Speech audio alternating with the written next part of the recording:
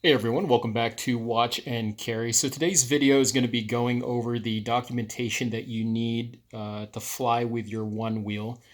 This will be pertaining to the Pint particularly. There's already a bunch of good information out there by OneWiki and Jimmy Chang about the documentation and travel recommendations for the one wheel. But in going through those documents, I noticed that the specs on the battery, like the watt hours, the name of the battery, are completely inaccurate for the Pint. The Pint uses a different battery, and of course, because it's a smaller battery, it's going to have a different watt hour rating.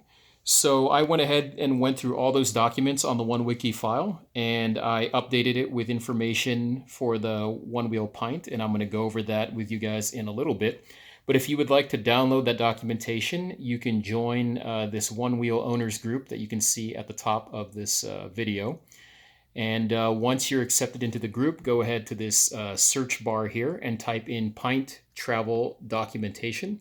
And that should take you to a post that I created as of tonight on October 10th, 2019. And once you find that post by me, my name is Michael, you will be able to see the attached Word document, and you should be able to open that. It's one single document, and I combined all of the documents on that OneWiki checklist into that one file. So let's say that you're already accepted and you download that document. What will you see when you open it? So it will look something like this. This is all prepped by somebody or a group of people that, did a really good job in going through what you need to do to prep for airline travel with your one wheel. So I didn't really make any changes here. I just included it in the documentation because it's very well organized. I've updated the battery here to 147 watt hours, and I've changed the battery name to the Pints, which is an NMC battery. Okay, the XR, I'm not sure what battery that uses, but you can't travel with that anyways legally. The OneWheel Plus uses that lithium phosphate battery, lithium iron phosphate, so it's a little bit different. Okay, one thing I put here, let me see. And then also something that I just came across was I had a float plate installed on my Pint when I went to the airport, and luckily I checked it before I went through the security line because that plate actually blocks the watt hour rating on the bottom rail, so I had to remove it before going through security. Again, this is all just to be nitpicky. You might be able to just walk through security and they could care less what's in your bag, so.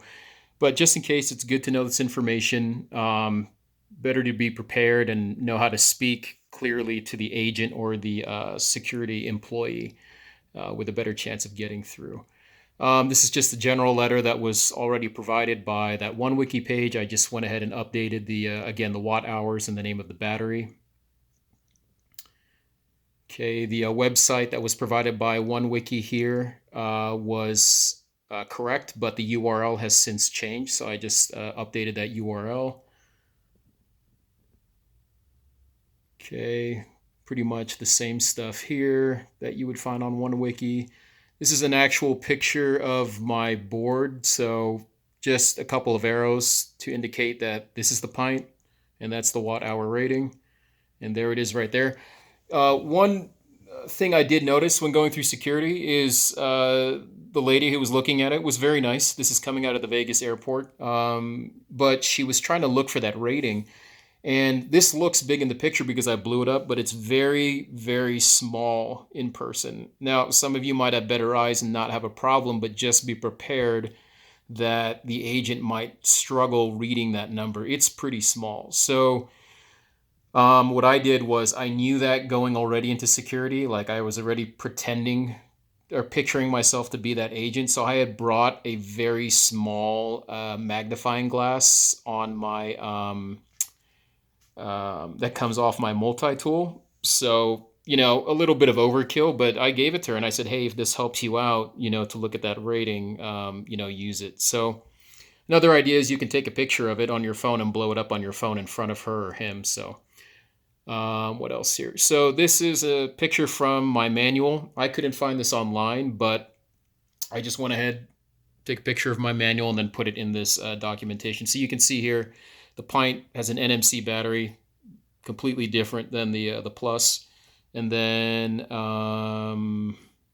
the watt hour ratings I don't think are listed on here, but you have that on the board anyways. Okay, this is some FAA documentation talking about portable recreational devices. Most of this was provided on the OneWiki file, but whoever put the file together did not include all 3 pages. They just included a snapshot. But I think the whole idea there was they wanted to just give you the link if they wanted to research that themselves. So I took a snapshot of all 3 pages here and just put it here. I don't know. I would rather have more documentation than not enough. This is that TSA letter that is on that website again. Again, I just updated the battery specs and battery name. I did add some information I found on the NMC battery because the OneWiki file is on, again, the lithium iron phosphate, which does not pertain to the Pint. Put some testing information, some specs. This is the PackSafe information that was already on there. Depending on your airline, I always use Southwest, so this is directly from their website as of tonight. So I would say copy and paste the most recent, depending on when you access this.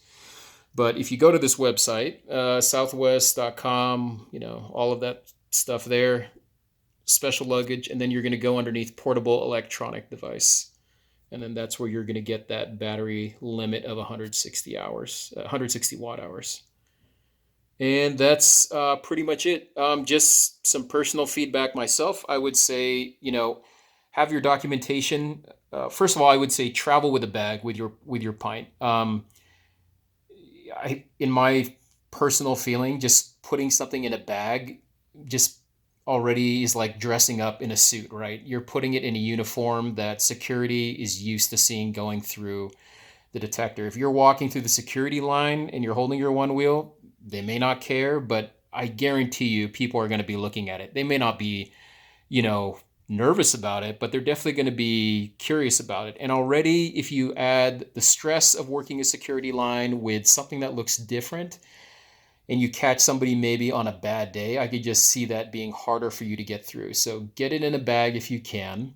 I put it in a bag, and then in the pocket in front of that bag, I put this one, all these papers. And as I walked through the beginning of the security line, before I went through the detector, I just let the lady know. I said, hey, I've got a portable mobility device that I use for professional photography.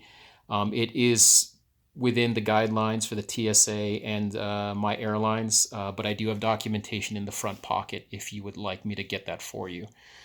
I wouldn't recommend handing them a bunch of papers. Just let them know that you have things ready and leave it to their discretion, because why, raise a red flag if you don't have to? What else? Common sense stuff. Be polite, give yourself more time at the airport, because if for some reason they really want to be a pain in the butt and not let you through, even if it's legal, it's their word against yours. So you should have a backup plan of what you're going to do if you can't travel with your OneWheel. So on this first flight, this is my first time going through the airlines with the Pint. I was at the airport 2 hours ahead. And the person that dropped me off was nice enough to wait, at the cell phone area just in case I had to give them my board if the airline did not allow me to go through. Let's see, what else would I recommend? I deflated my tire before going through security, just in case they were worried about it over pressurizing on the in the cabin. And I also carry with me a hand pump with a Schrader valve for the Pint. So that way, if I arrive at my destination and I want to use it, or anytime on my trip, I have my pump readily available there. Let's see, trying to think of anything else that I did.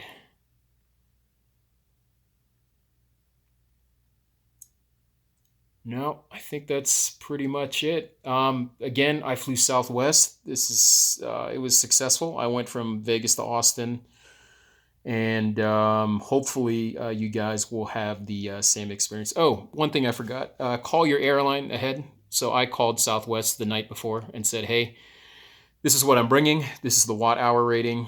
The agent on the phone was very patient and said, "Let me check with the supervisor." They came back and basically said and confirmed everything on this document that yes, it has to be less than 160. And yes, you are allowed to take this through any airport in the United States. And they did not tell me to bring any other documentation at all.